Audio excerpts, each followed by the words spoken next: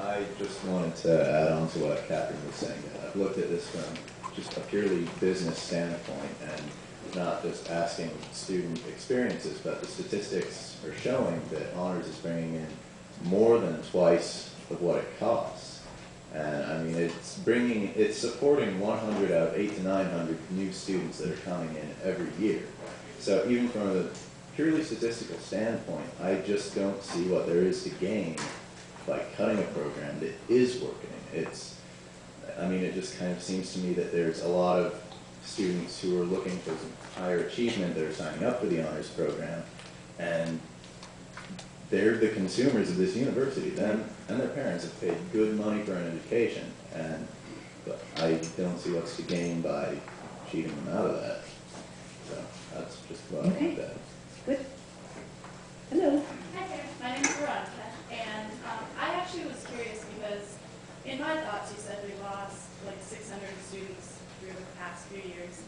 So I thought, why wasn't it the first plan to try to get more students back right away rather than cutting the options and the students that you currently have? Because in thinking about it, I was like, it would make a lot of sense if there was just a really huge recruitment plan, you know, for around the region and the states and everything. Because I'm from Washington and I never heard about SOU, and that's such a close thing, you know. Like, it doesn't make sense to me that it's not regionally known as well as it should be for the great programs we have while we still do, rather than cutting those programs and not having as much to offer students. Well, and you know, they say hindsight is 20/20, and I can't speak for decisions that have been made over the past few years. I will say that we have now reorganized in a way that I think we're doing a much better job of recruiting. There's a whole different effort being made in terms of marketing and in terms of going out and seeking students. So I think at least as of a year or two ago, people began to really realize here that that needed to happen. And so I think a lot of good things are happening in terms of that. But we had already lost a number of students by the time that whole effort kicked in. And one thing that happened in the past, I would say, is that we kept assuming that there would be more students the coming fall. Yeah. And so we kept, instead of saying, look, we really don't have the money to do what we're doing, we would say, but we're going to have more students in the fall, and then we wouldn't have enough. And so we've been kind of doing that hope game for a little bit. Okay, and how do you plan to attack the retention problem with students that you're cutting their major, and all of a sudden they're like, what do I do? Well, we're, you know, again, provisional plan, and again, there's 34 majors remaining even in this provisional plan, with a whole lot of work being done to create some programs that I think will be very exciting for students. We may end up that there will be some students who feel this isn't the place for them, but I'm hopeful that we can get through this with some really good planning that will actually make this a more attractive place for a lot of students. And that's all I'm hoping for and working toward. I don't have an answer right now. Well, thank you. Thanks. Hi. My name's Casey. I'm pretty much here to speak on the honors program, specifically honors core, honors USEM. I noticed that in the meetings with both you and the provost that the honors program kind of seems to be this kind of, well, not very well defined, and I just kind of thought it would be important for me to tell you what I've gained from it. I'm a video productions and art major, and in 2 years, the honors core, honors USEM class has been my most valuable educational experience by far. And like, it's just its emphasis on critical thinking and kind of applying any idea into the real world has been really important, both in expressive art as well as in dealing with the world, like politically or socially, just with friends and whatnot. And I guess I just really want to say that it's been very important, and I know a lot of other people in the honors program that feel the same way. And it's, from what I can see comparatively to the other USEM or other core classes, it's really awesome, pretty much. Like, So we need to take the whole USAM and make it like the honors USAM. Well, that would be desirable, but I guess I just want to say that it's really important that not be cut or that be completely rethought, because it was so important for me as well as for so many others. Okay, well, I appreciate that. And, you know, we are going through this whole Foundations of Excellence planning program, looking at the first year experience and looking at all of these facets. So there's multiple things going on and lots of student feedback in all these areas. So appreciate that, and please feel free to give your feedback to anyone else who is involved in this planning process too. Well, thank you. Thanks. Hi. Hi, I have a question on how you feel on focusing some of your attention on core classes, like not necessarily honors, but like some of the other classes that, I like my core classes that I have, but it's not necessarily, I don't need it to, for my major. I'm curious how you feel on refocusing some of your attention on that. Well, as I say, we're just going through this planning process with the Foundations of Excellence. And I was just talking to Jonathan Eldridge. Is he here? He was here before. Okay. We were talking about this just a few minutes ago because we've gotten a lot of data from students that indicate that a lot of the reason students stay here is because of those classes. And so we're trying to balance that with the fact that anytime you have a class that everybody has to take, then people have complaints about it. So we're trying to look at all the feedback that we're getting and figure out what are the best practices and the best things we can do. So there's a whole lot of work and thinking going on right now. That's not answering your question, but we're in process, so it's hard to. And also, like, what kind of administrative cuts, earlier was a question asked, I'm a little curious, so what kind of administrative cuts have been proposed?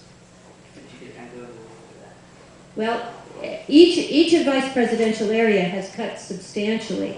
And so, again, I can turn to the different vice presidents, but we cut 17 positions and froze about 8 more in the first round of cuts, and those were administrative/staff positions.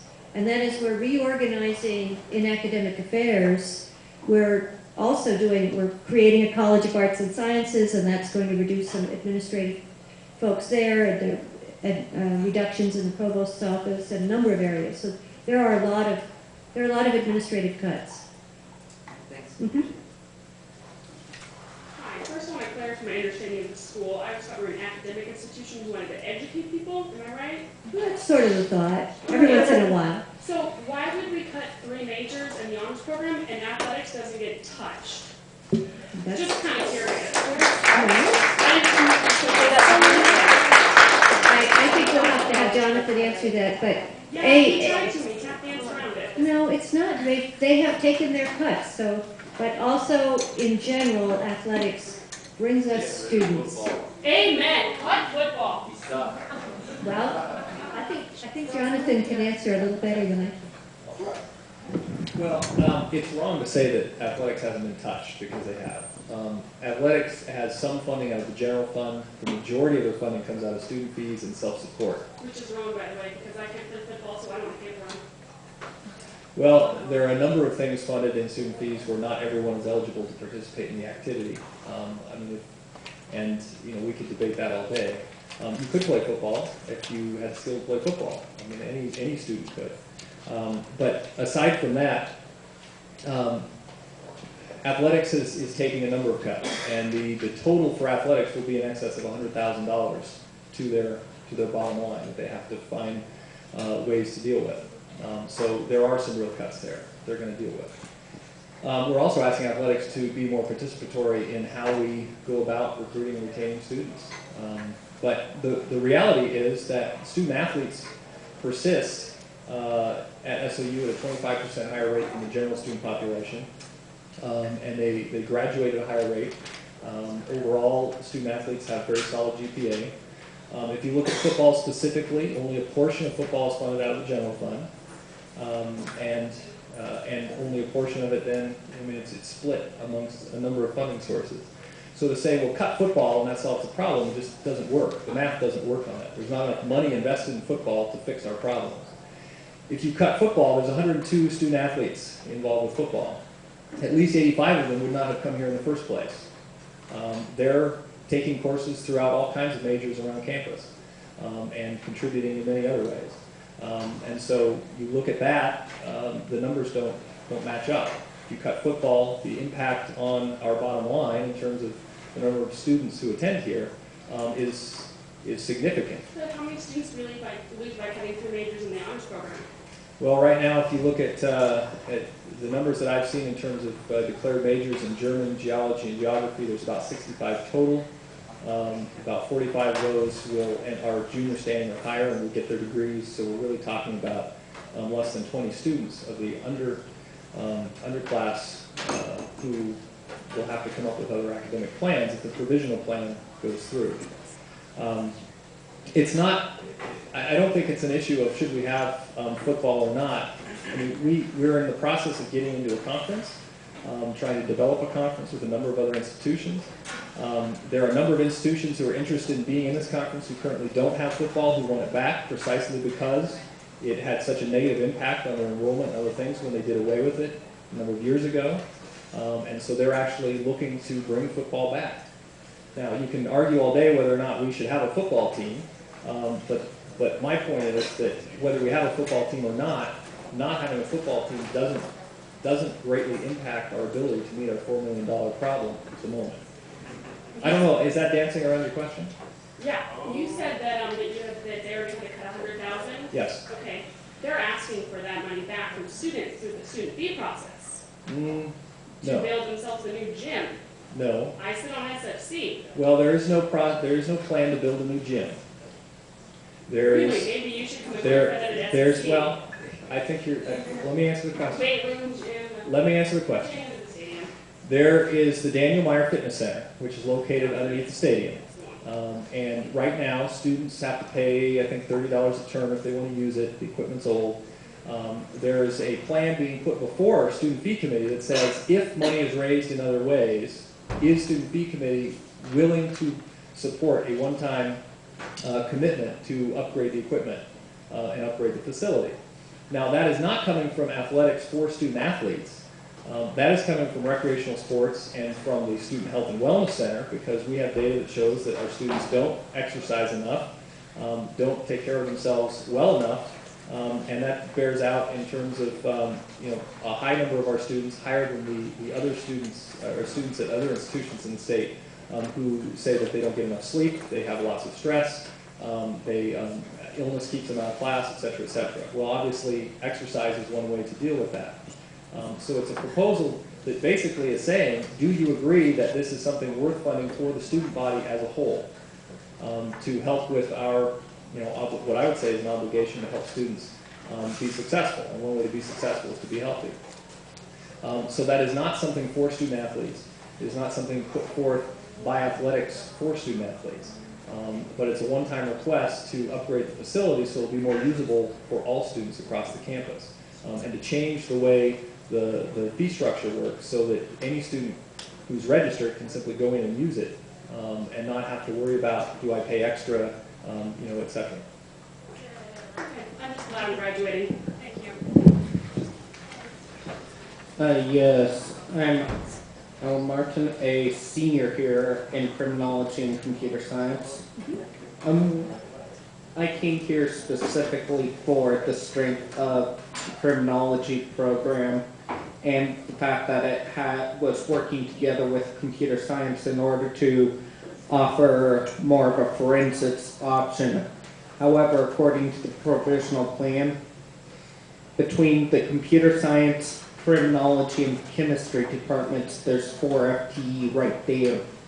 I'm wondering what's the reason for weakening these programs when we could strengthen these programs and possibly recruit more students coming here for them. I have to keep saying the same things, that we have a $4 million gap.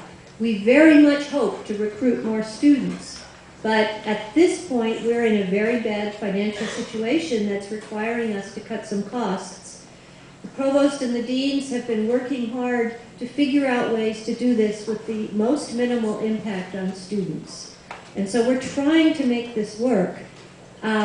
But we can't just tell the state of Oregon and our higher ed board that we promise we'll have more students next year, so we're not going to take any cuts. We can't do that. We are struggling to balance everybody's needs, everybody's interests, with a whole lot of money that we need to put in place. And that's all I can say, that I am very much trusting that faculty, department chairs, deans, and students are going to be talking about how best to strengthen programs despite these kinds of cuts. But I don't have any easy answers. Thank you for your patience. Madam President, my name is Steve Ryan, and I'm a student at large now, and I want to thank you for holding this forum, and thank the Vice President for being here, and all the staffers, and of course the students. It's very difficult to get students to come to a meeting like this, and I think the solution to the class conflict problem is to hold multiple ones at different times, and then you will be able to come. The fact that you have this many students is rather astounding for this university, because most of them are back playing video games in their dorms right now. They're going to class.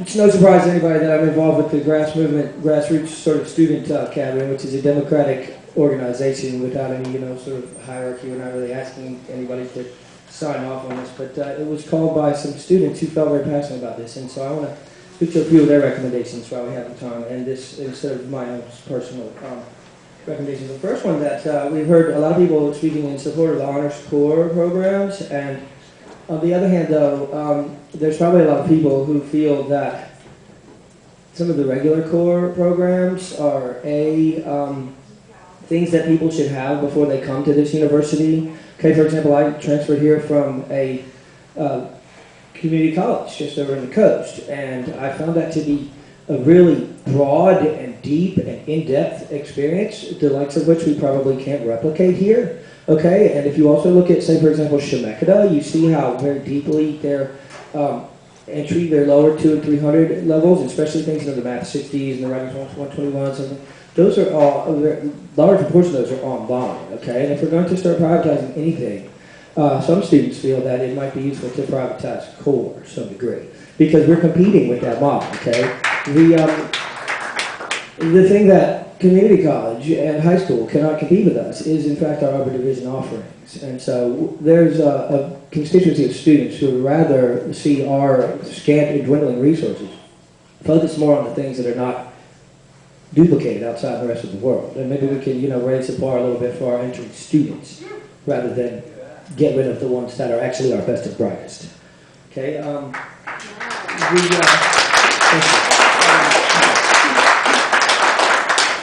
One little small thing, and it wouldn't really save a lot of money right away, but if we could save one job here, then we could still have access to an FTE that we might get rid of, or we just start cutting things that other students see and come here for. We're talking about sustainability committees and trying to have a discussion about where we can cut some supplies and services out, and committee is takes a long time. You got to get the people, the recommendations, all the things that committees take. It's going to take an extra year. What if we were to start gutting some of the departmental supplies and services budgets now? If we were to privatize, say for example, the cost of all the handouts that I get in class, okay, I mean the teachers are trying to replace books with handouts, but that's taking the cost from students and putting it on the departments. Well, what if you wanted the printed personally, I don't want the printed handouts because I'm about non-paper usage, okay? If we want to do sustainability, let's not have a committee, let's start doing that now, okay? And make, students be beholden to go online and get their syllabus. If they want to know what data tests do, we don't need to pay them. We're paying for that other thing. And it's a privatization of costs from the school to students. I realize that it's not raising the expense for students by doing that. But if they didn't want to do that, then, if we're going to a more of a blackboard model anyway to begin with, well, let's just stop right now. Does anybody here care if we don't have a paper syllabus next term, or, okay, good, thank you. And the only other thing is that, and I realize that with the core recommendations, we're beholden to accreditation, we're beholden to, the models that we get from above. The last thing that we were wondering is, it's kind of confusing to some students whether or not we have actually declared the APSU Article 11 retrenchment yet, and we were wondering if we do declare that and the parallel model for staff, and we also look at it as for management. I mean, you know, management contracts are person to person, vis-a-vis the university probably, I would guess.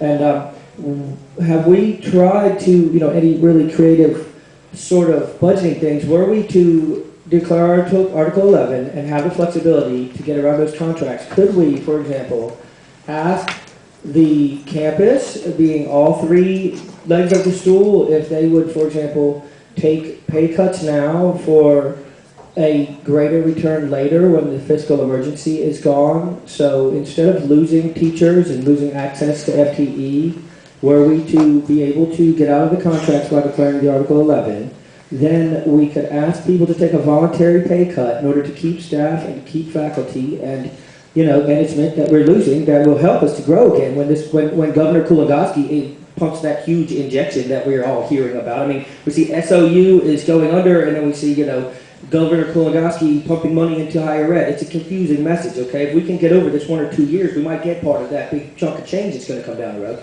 We don't want to get rid of everybody and then turn around and hire them all back again, okay? Thank you very much.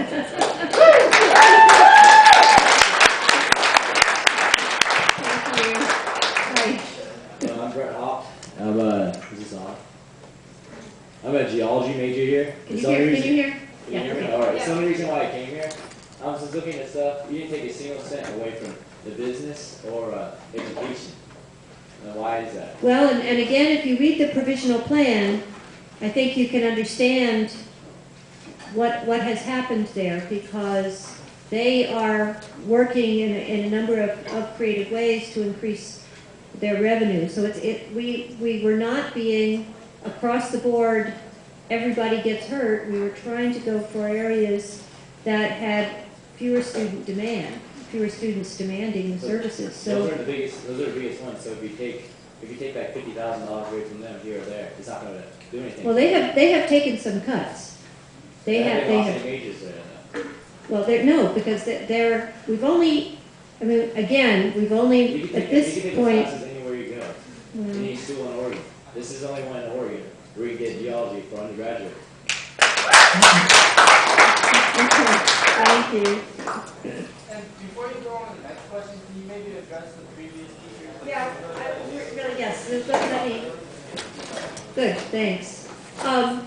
Just in general, in terms of things like everybody taking pay cuts, that is a very complicated issue that cuts across union contracts, etc.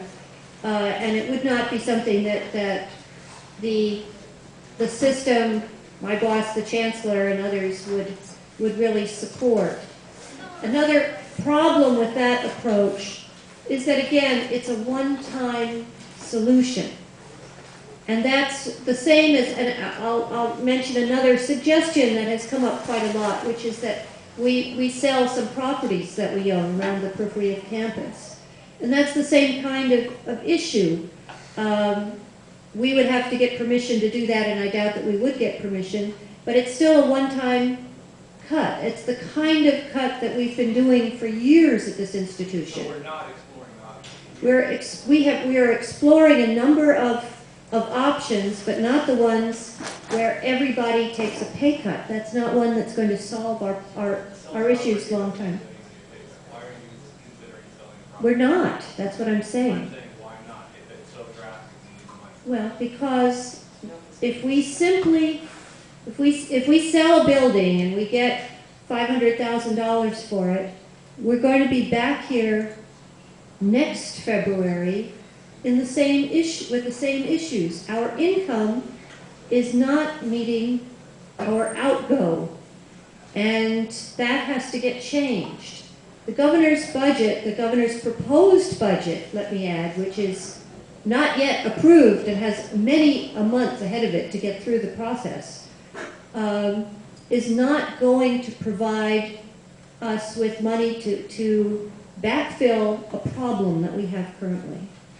It's going to, if we get the governor's proposed budget, and I deeply hope we will, but it's under attack from a lot of areas right now. If we get that funding, we will be able to maintain stability given two other things. One, that we managed to cut our expenses, and B, that we have enough revenue coming in from tuition. And so we've got to balance all of these things without hurting anybody's feelings. And this is where we're hitting all these bumps along the road. And I tell you, many of us are spending a lot of time looking at budgets, trying to figure out how we can do this. But the governor's budget is not going to save us, and taking a lot of one-time cuts is not going to save us. That's been what we've been doing for years. Yes. Okay, I've gotten up here and I've spoken to Dr. Cullinan and I've spoken to the other administrators here, and now I'm speaking to the students who are here. We have power and we have an opportunity. I've heard a lot of people getting up and they're defending one major or one program against another. And if we devolve into interdepartmental war, we will lose everything. We have got to band together.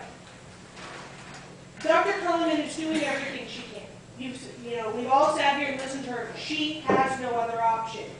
There are people who are in power who have the ability to change how we address this issue. I'm pretty well known on campus, I hope. My name's Grace. I know that I at least had, a third of you in class, either in class or I've known you outside the class. I'm a geology major. I have 112 credit hours, so I'm a junior, and I'm a freshman this year in my major, so I'm looking at having to transfer. I came here from out of state for this major, and I'm not the only one.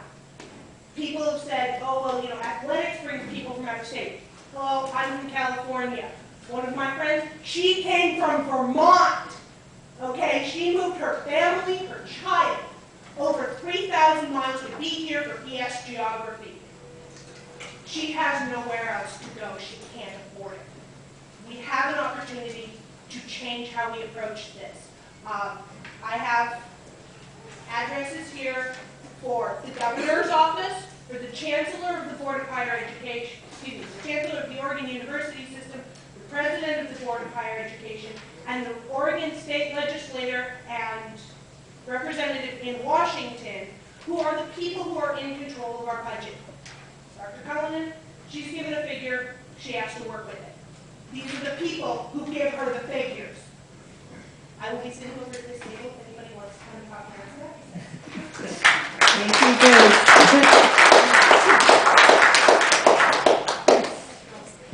Hi, I'm Anne Marie, and I'm also here on behalf of the geology department, and I apologize ahead of time if I repeat anything that was said earlier. I think it comes in the first half when I'm skipping class today to be able to talk to you about my future support classes. So I'm also one of those out-of-state people who came to the school for the geology and environmental studies programs.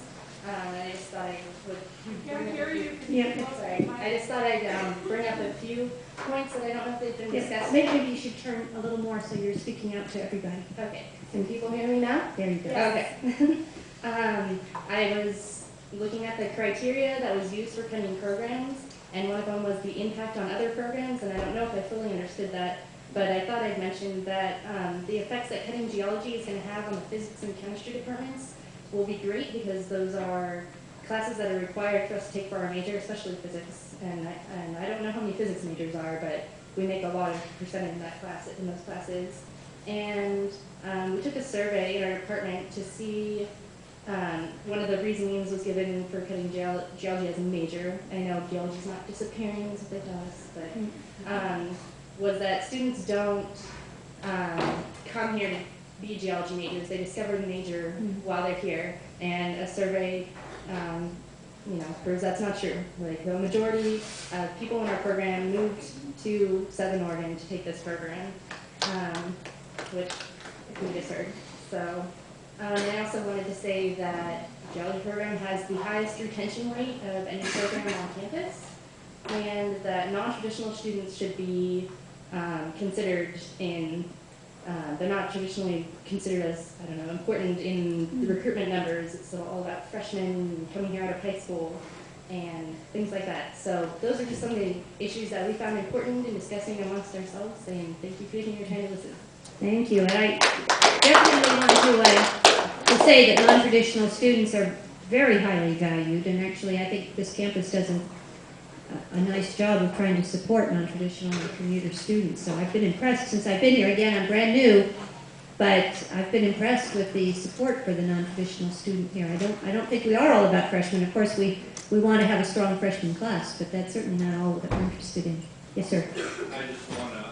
I just want to say that I was at a student government meeting the other night, just walked in by accident, and I heard them talking about the budget cuts, and someone suggested that they put more stuff online and make it so instead of having to go to someone and fill out a form to rent a room in the library, you just do it online. And I want to express my support for things like that. I want to say that the university is a lot better than it was a few years ago, but the website is not good. I mean, I just don't think it's very good. And I'm not happy with the SOU1 thing. I took the picture for my I'm sorry, ID, the what? the SOU1 credit card thing. Oh, the higher one? Higher one, yeah. Okay. And not happy with that. Got 2 student IDs in the mail, both without photographs. I didn't check it out for a while, and then I went in to complain about my bill, which had a bunch of mistaken charges on it. And I asked the lady, and she said, I'd never heard of that before. And so she takes my student IDs and clicks one. She says, oh, that's fine. She clicks the next one. She says, oh, this has been reported lost or stolen by Glenda in the admissions office. And I said, I just got this yesterday. So it was reported lost or stolen without notifying me before I even received it. And it just speaks to, disorganization. The reason I say the website is not good is because the search tool, I have not had one search come up anytime I search it for anything. Until I get into the specific realm of, where it is I'm supposed to be, the website has no continuity. You have to go into different little caverns to get everything. It really doesn't work. Okay. But I want to support putting stuff online. Replace people with computers and robots. So a lot of these people are acting like robots anyway and getting paid more. And I'm not criticizing anyone. I'm just saying if we're going to make cuts, let's think about it. And, thank you. We're doing a lot of that. We're doing a lot. And believe me, we're trying to think of all these things. Although I also will put a word in for the human touch. We'd also like to talk to people when we have a problem. I could be doing all this online. Hi, I'm Amy. I'm a master's student, graduate student in environmental education. Our program did not get cut, but it was strongly suggested to make a lot of changes, which students over the years have greatly put in-depth research and study and proposal into restructuring this program. And students have really felt that the leadership has been lacking in implementing and improving this program and making it a quality program across the nation. And I'm frustrated because I feel that a lot of these ideas and the leadership that we do have is frustrated too, that the changes aren't going to happen and this program will disappear.